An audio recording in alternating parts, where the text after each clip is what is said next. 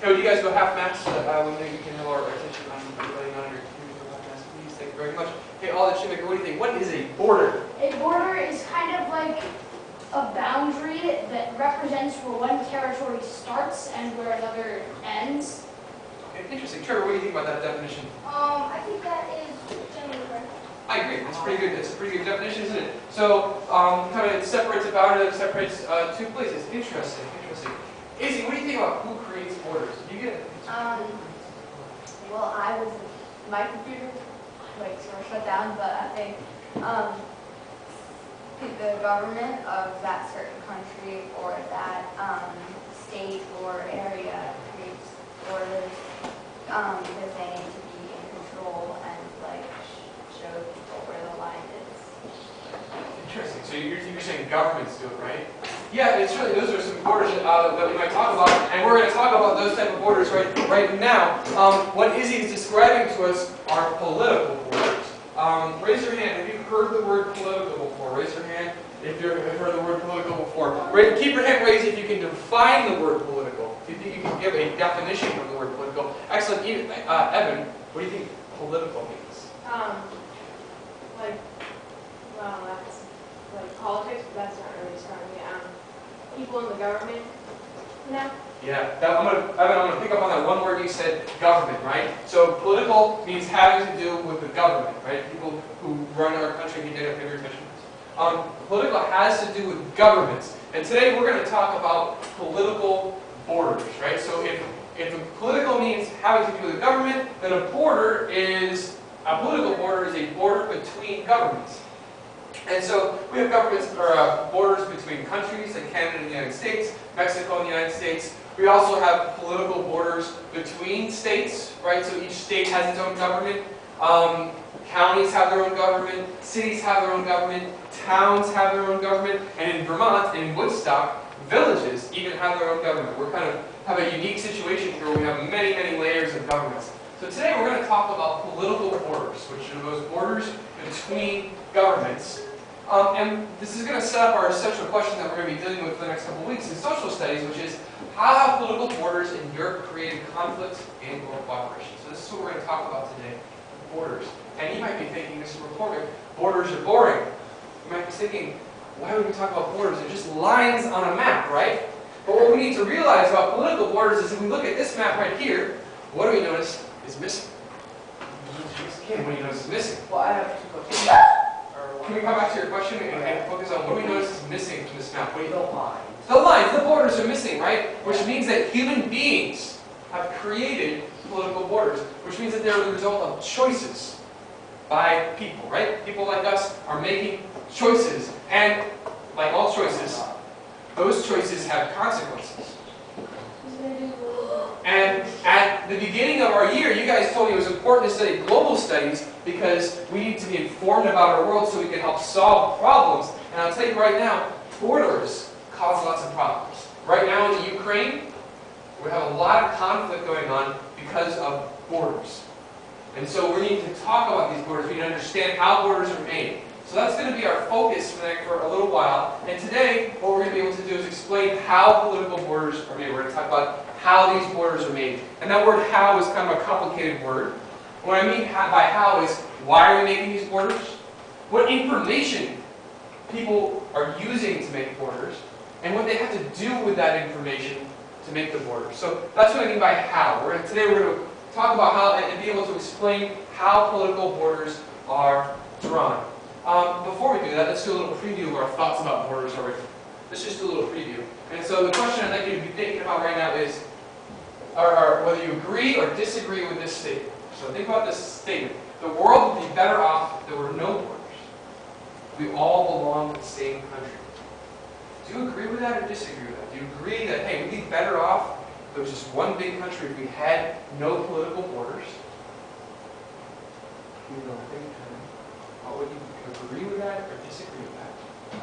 And then what I'd like you to do in just one moment is you're going to stand up, you're going to give someone a high five, not at your group, you're going to share your thought, and then in about 30 seconds, you'll be over here if you agree. If you say, yes, the world would be better off if there were no borders, and then you'll be over here if you say, I disagree with that. That is not a true statement. So agree, disagree. So again, procedure, stand up, hand up, pair up, and then repeat where you need. Go.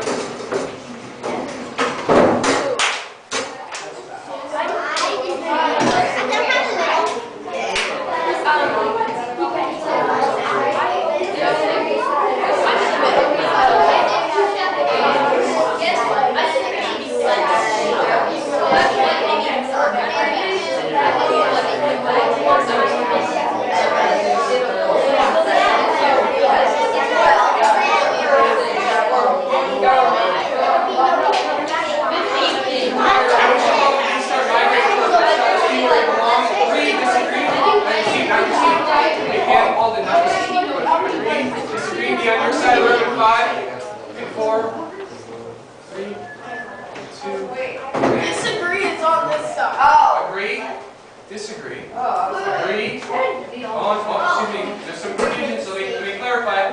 Agree. Disagree. Okay, so looks like we have some people in the middle that we need to convince. Would you guys please be ready to paraphrase and respond to your classmate?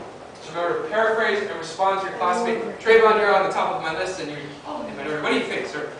I disagree.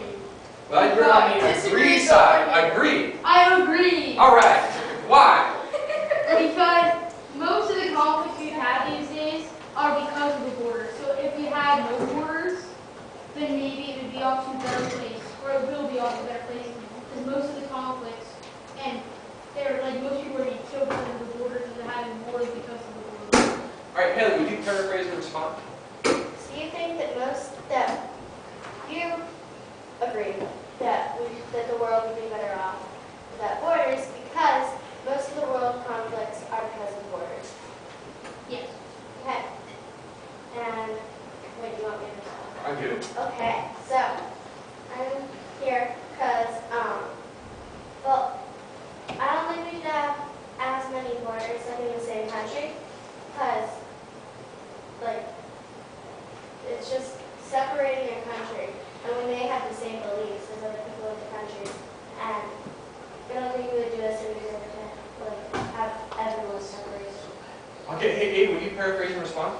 So you think that, like, you can't really decide, right, in the middle, because, like, you think that they're, like, the borders are causing a lot of problems, but also, like, if we didn't have the borders, then it could be a little unsafe because of, like, all the everything.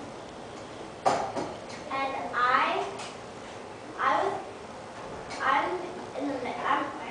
I'm here because I think that even though the borders are causing a lot of problems, if we didn't have any borders, then the world would just be insane because there would be no restrictions really on where you could go. And like you could, terrorists would be in this world, they'd be able to come to this country freely, and that would be very safe for us. All right, I'm gonna paraphrase and then we'll move on to another question. So, Aiden, it seems like you're saying, hey, if we didn't have any borders between countries, we might have chaos because we wouldn't be able to control people and there'd be nobody in charge. Is that kind of what you're saying? Yeah.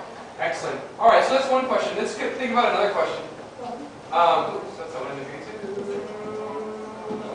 this. What do you guys think about this? Agree or disagree with this? What do you think about this statement? People who have the same culture, and by that I kind of mean language, religion, customs, should be able to run their own governments. Do you agree or disagree with this statement? Think about this for a moment. People who have the same culture should be able to run their own governments. Our sides are going to change. We have agreed, we have disagreed. Please find someone new, give them a high five, share your thoughts, and then be on your side. Go ahead. Oh, no, if you want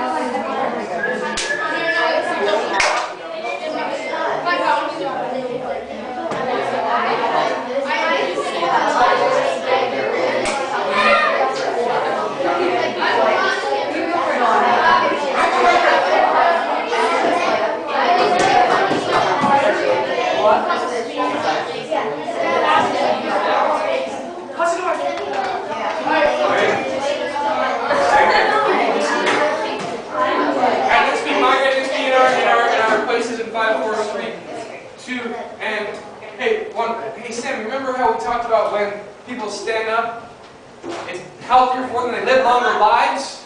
I want to keep you around as long as possible, so I'm going to ask you to stand up. All right. And where's Lily go? Lily, what do you think?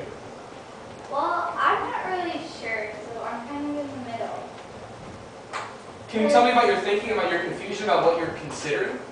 Yeah, well, they could run their own government, like, that would be good, like, because then they would have their own government, because they have, like, all the same culture and everything.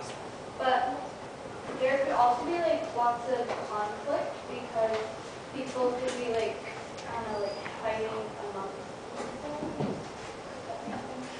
Okay, Evan, would you paraphrase and respond?